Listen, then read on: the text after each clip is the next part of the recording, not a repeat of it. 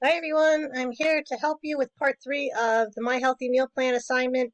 Part 3 is all about making sure you get the best grade you can, and since you worked so hard on your assignment to get it done, it is definitely worth your time just to take a minute and look through all these checkpoints. So the one I'm going to focus on for this video is this last one here, clicking on the grading criteria. So we're going to go ahead and do that. And what you're going to see are all the individual things on this checklist that you need to make sure that you've done correctly, again, to get the best grade you want. So I'm gonna help you with this. We're gonna look at a couple examples as we work through this sheet. So number 1 here says if your meal plan has unhealthy foods on it or includes processed foods high in sodium or refined carbs and added sugars, or if you use pre-made foods from the NutriCalc database like frozen dinners, restaurant foods, and things of that nature, so you're going to lose points. So we're going to take a look at this meal plan. And so I'm going to call your attention to what's down here for the afternoon snack and dinner. So here we have 2 Little Susie snack cakes and a soda. So obviously these are ultra processed foods, don't belong on the list. They're on the meal plan. They're very high in sugar. So you would take note of that and hopefully replace it with a healthful snack. And then if we come down here and we look at dinner, it's the Hungry Guys meatloaf with mashed potatoes, gravy, and green beans. And it's a frozen dinner, so that doesn't really belong on this meal plan either. You would lose points for that. And so you would want to take time to maybe make some more healthful selections for dinner. And again, things that you would make at home, things that wouldn't be either restaurant foods or frozen dinners and such. All right, so we're going to go back and we're going to look at the next item on our list here, and it says not including excuse me, a full serving of lean protein and a full serving of healthy carbs at each meal. So let's take a look at breakfast. So breakfast here we have a cup of Cheerios, a cup of almond milk, and a half a cup of blueberries.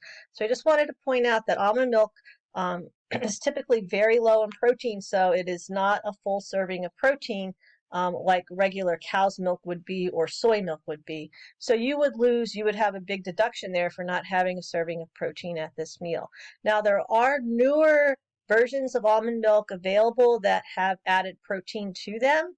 And you would need to specify that on your meal plan. You'd also need to be able to find that in the database in NutriCalc or add it into the database. Okay, so let's move on. Less than 5 servings of fruits and vegetables on your meal plan. Again, that's a pretty big deduction, 5 points for every missing serving. So you would go back and you'd start counting. You know, here we have half a cup of blueberries. That's 1. We have an apple. That's 2. Now we have a lettuce leaf and 3 slices of tomato. Not enough to be a full serving. But those 15 baby carrots, there's a substantial amount. So that is a serving. So that's 3. And I think technically we could probably even count the hummus because it's made from legumes. And then if we came down here, the green beans from the frozen dinner would count, and you would have 5 there. You wouldn't have your deduction.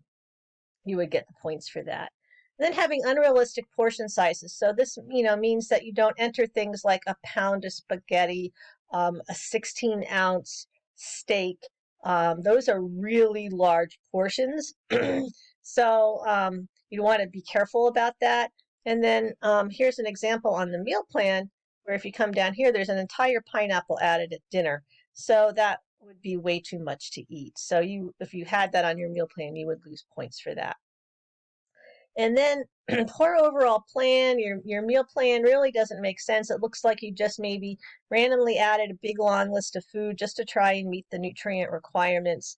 Or if your meal plan, the foods on your meal plan aren't exactly the same as the foods on your food list. In other words, you have different foods that you entered into NutriCalc that doesn't match your meal plan.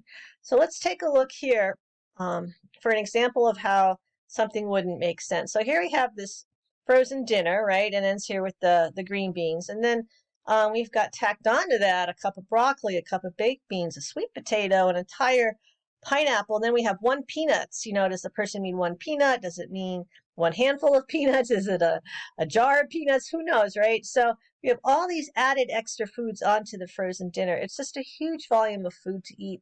Nothing really, goes together. We've got way too many starches in the meal.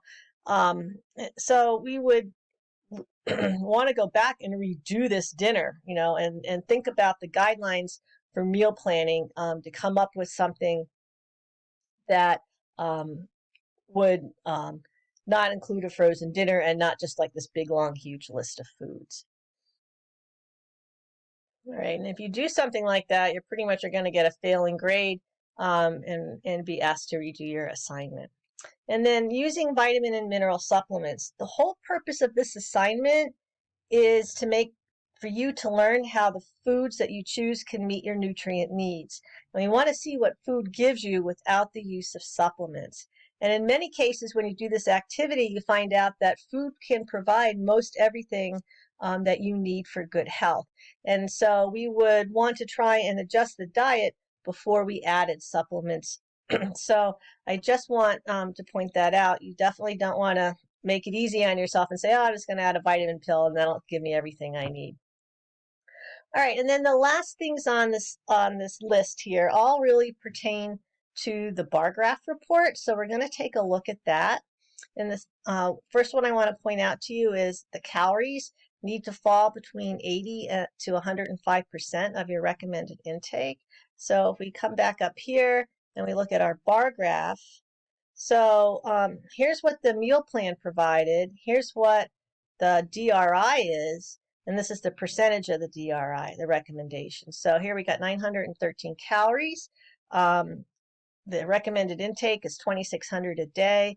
This person only had a menu that gave them 35% of their calorie needs. It's a huge mistake in terms of not putting enough foods on your meal plan to meet your nutrient needs. You would definitely be underfueled. So you would lose points for that. Okay, let's take a look at what's next.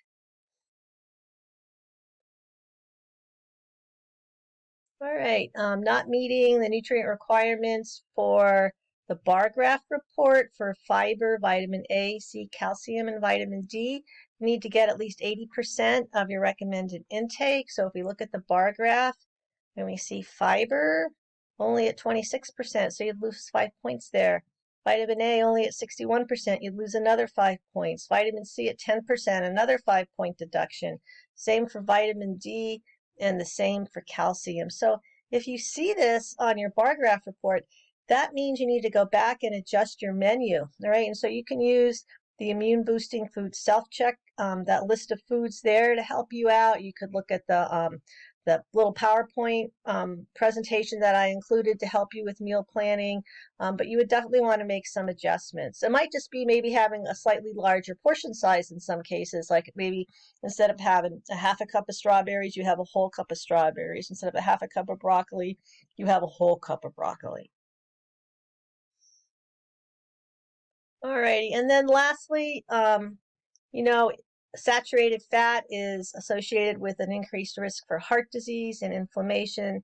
So when you look at your bar graph report for saturated fat, it shouldn't be over the 100% mark, because then that would mean your diet is too high in, again, saturated, the artery clogging, saturated fat, inflammatory saturated fat that we're trying to limit.